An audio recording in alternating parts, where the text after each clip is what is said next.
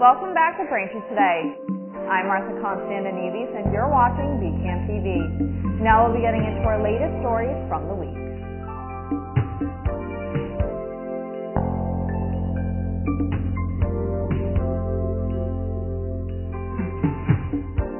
Welcome back to Braintree Today. I'm Martha Konstandinidis and you're watching BCAM TV. Now we'll be getting into our latest stories from the week. The Israel-Hamas war continues to rage as deaths mount in Gaza. Calls are growing to let more aid into the Gaza enclave as Israel's military ramped up its aerial offensive against Hamas. According to the Palestinian Authority Ministry of Health, at least 5,000 people have been killed in Gaza since October 7th. 2 convoys of aid trucks crossed into Gaza from Egypt over the weekend, but relief agencies warn the needs are vast. One official told CNN that doctors are unable to use morphine or painkillers to treat civilians due to a lack of critical medical supplies. The U.S. is hoping to delay the Israeli ground offensive in hopes of getting more hostages out and aid into Gaza. On Friday, Hamas freed an American woman and her teenage daughter who had been held hostage. This is the first release of hostages from among the roughly 200 people abducted. Hamas said it released them for humanitarian reasons in an agreement with the Qatari government. On Monday, the United States said that it would defend the Philippines against potential threats under a decades-old treaty after Chinese ships collided and blocked 2 Filipino vessels in the South China Sea. Washington renewed a warning that it is obligated to defend the Philippines under a 1951 mutual defense treaty if Filipino armed forces, ships, or aircraft come under attack, including those of its Coast Guard, anywhere in the South China Sea. The State Department blamed Chinese ships for the collisions and said China likely, quote, violated international law by intentionally interfering with the Philippine vessels' exercise of high seas freedom of navigation, end quote. Washington has deployed forces to the disputed sea to patrol the waters and promote freedom of navigation. The move has angered Beijing, which has warned the U.S. to stop meddling. In an unexpected move, CVS is removing some over-the-counter allergy and cold medicines from their shelves after an independent advisory committee to the U.S. Food and Drug Administration declared that phenylephrine, a popular ingredient in these medications, is ineffective when taken orally.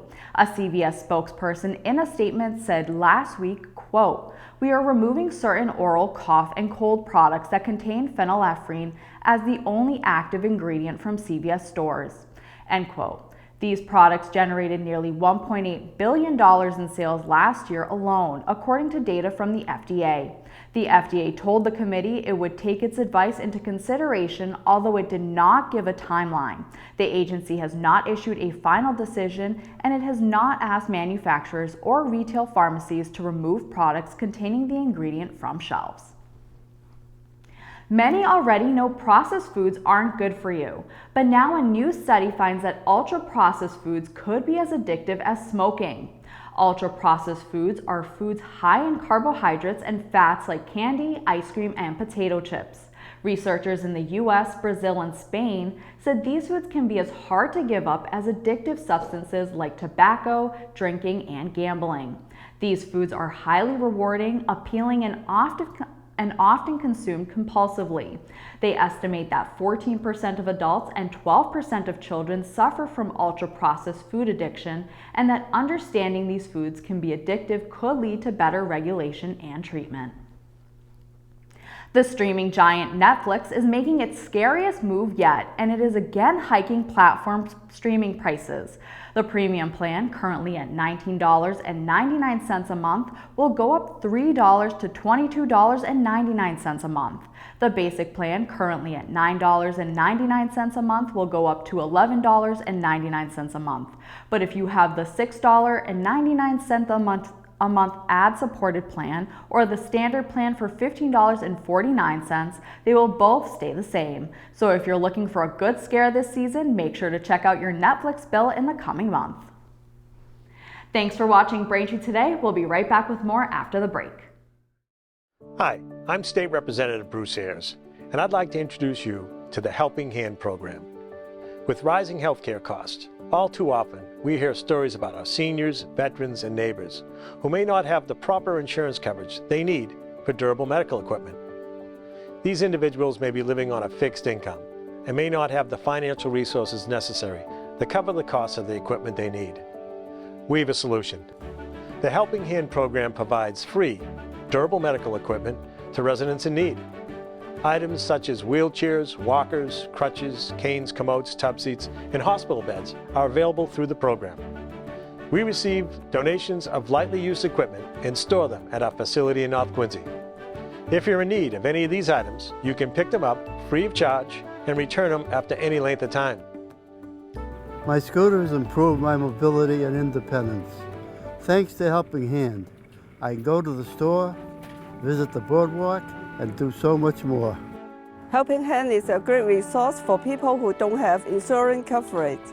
The Helping Hand program is successful thanks to the generosity of people who have donated durable medical equipment to our inventory. For more information about the program or to fill out an equipment request form, visit our website or call 617-472-9877. If you know someone in need of these items, we're always available to lend a helping hand. Welcome back. The Braintree Police Memorial was celebrated at a rededication ceremony this week, and a special member of the police force was memorialized. Canine Kit, the department's late police canine who was shot in the line of duty in 2021, now has a bronze statue in his image outside the Braintree Police Station. Several hundred people attended the unveiling ceremony at the corner of Union Street and Cleveland Avenue. The hour-long ceremony concluded with a small parade of 36 police canines that came from teams as far as Cape Cod. The ceremony also included the rededication of the department's memorial wall, which honors officers who died in the line of duty and while serving with the department. The memorial had been located across from the police station's main entrance. According to federal authorities, a bank loan officer from Braintree and 2 other men have been sentenced to prison for conspiring to defraud a bank and the U.S. Small Business Administration. Ted Capodilupo, 58 of Easton, Joseph Mashi, 72 of Boston, and Brian Ferris, 45 of Braintree, were each sentenced to 1 year and 1 day in prison and 2 years of supervised release. The Braintree native was ordered to pay restitution of $1.2 million, while the other 2 defendants were ordered to pay $1.4 million. Prosecutors said between 2015 and 2018, the 3 agreed to defraud a bank and the SBA by submitting fraudulent loan applications to the bank. The defendants had pleaded guilty to 1 count each of conspiracy to commit bank fraud. Braintree curbside yard waste collection has begun. Pickup will be on your regular collection day and will continue all the way through the week of November 27th. Curbside yard waste pickup includes grass, leaves, and branches that are in paper bags or an open container that weigh less than 50 pounds. For any questions, please contact the Mayor's office at 781-794-8100 or by email at mayorsoffice@braintreema.gov. The Curtain Call Theater has some shows coming up in November for their rendition of the play Constellations by Nick Payne. On November 2nd, 3rd, and 4th at 8 p.m. and November 5th at 2 p.m., you can head to 182 Commercial Street to catch the show. Tickets cost $22 each and can be purchased at curtaincallbraintree.org or at the door. The Dickens Festival Holiday Craft Fair is a beloved Braintree tradition and will be back for their 29th annual festival in November. Held on the Saturday before Thanksgiving, All Souls Church is transformed into a festive Victorian marketplace decked out for the Christmas season. The Dickens Festival is a touchstone for the holidays that offers our community the gift of a traditional holiday experience filled with good cheer and good fun. This year, the Dickens Festival will take place on Saturday, November 18th, 2023, from 10 a.m. to 3 p.m. at 196 Elm Street. Admission is free, and you'll even get a free visit with Santa to take pictures. For vendors looking to register for a space at the festival, head to allsoulsbraintree.org. The mayor's office has lined up a number of autumn activities for 2023 in partnership with the Braintree Recreation Department. A few coming up include a Halloween movie night, which will be happening on the rain date of Friday, October 27th at 7 p.m. The event is taking place at the Braintree Municipal Golf Course, where they'll be showing the Halloween classic, The Nightmare Before Christmas. The movie showing will take place at 101 Jefferson Street, and concessions will be available for purchase at the course's Lynx Cafe. Then on Saturday, October 28th, Braintree Town Hall is hosting a Monster Mash dance party. Cost is $10 and includes pizza along with water or soda. Grades 3 to 5 can attend between 6 p.m. to 7:30 p.m. and grades 6 to 8 from 8 p.m. to 9:30 p.m. All participants are encouraged to come in costume, as there will be costume contests and Halloween-themed games. To sign up, log on to BraintreeRec.com. Thank you for watching Braintree Today on BCAM TV. We'll be right back with more stories in the area. It's that time of the year again, flu season. Getting vaccinated against the flu and COVID-19 can help keep you, your family, and your community healthy. You can even get both vaccines at the same time. Visit mass.gov/flushot to learn more. Welcome back to Braintree Today. Now let's get right into more stories. Republicans have dropped Jim Jordan as their nominee for House Speaker, as Jordan failed in a third try for the Speaker's gavel last Friday.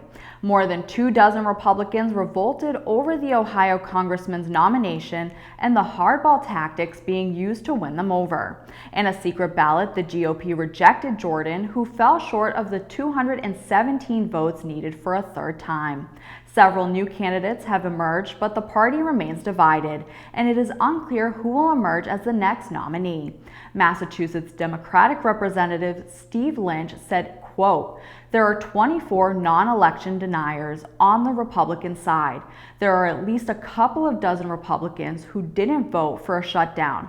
Those are people who recognize their obligations to the American people, so I'm hoping one of them puts their name in," end quote. With Republicans in control of the House, any candidate can lose with only a few votes. Better get your snow shovels and snow blowers ready. The National Weather Service released its outlook for the winter last week, and it's looking like it may be a snowier winter with an El Nino climate pattern predicted for our area. El Nino is a regular large-scale climate phenomenon that occurs when the water temperatures near the equator of the central and eastern Pacific Ocean are above the historical average for months at a time. The United States hasn't had an El Nino winter in 4 years, but at the same time, the Weather Service is predicting a warmer than normal winter in New England, with up to a 50% chance of above average temperatures. Even with a warmer winter, AccuWeather's 2023-2024 winter outlook predicts a strong El Nino could bring multiple nor'easters to the area in January and February, dumping more than triple the amount of snow over the 2022-2023 winter. Early Friday morning, an MBTA worker was injured and taken to the hospital with burns caused by third rail contact. MBTA spokesperson Joe Pesaturo said the accident occurred at 4:38 a.m. on the Red Line tracks at North Quincy Station. According to Pesaturo, the worker dropped a wrench on the third rail and his leg made contact with the rail at the same time, causing the injury.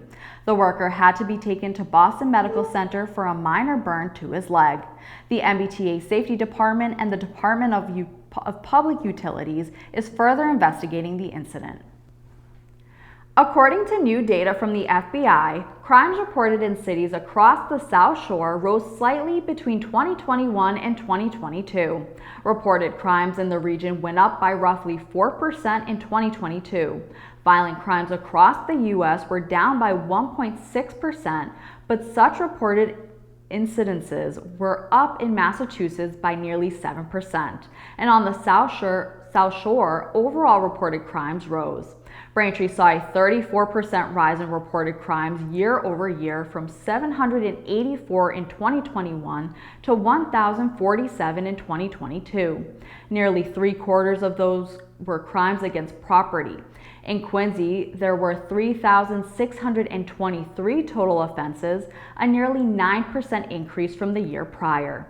Over 1,100 of those incidents were crimes against persons, and more than 2,200 were crimes against property, with less than 200 labeled as crimes against society.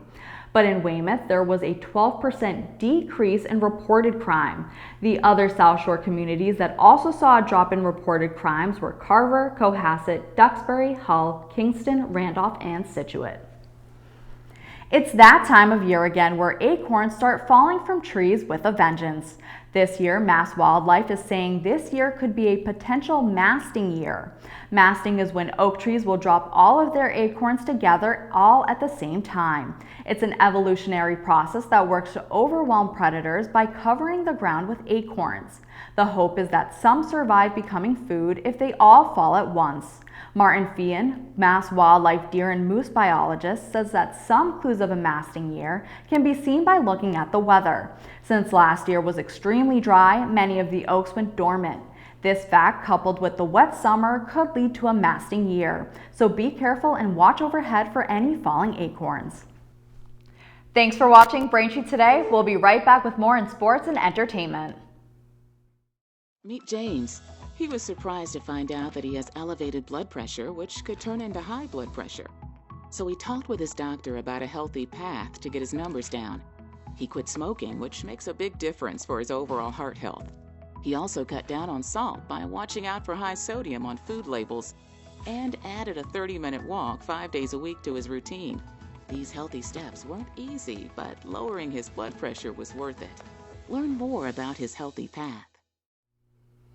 Welcome back to Braintree today. Now here's Chris Curran with the latest on fall sports at Braintree High.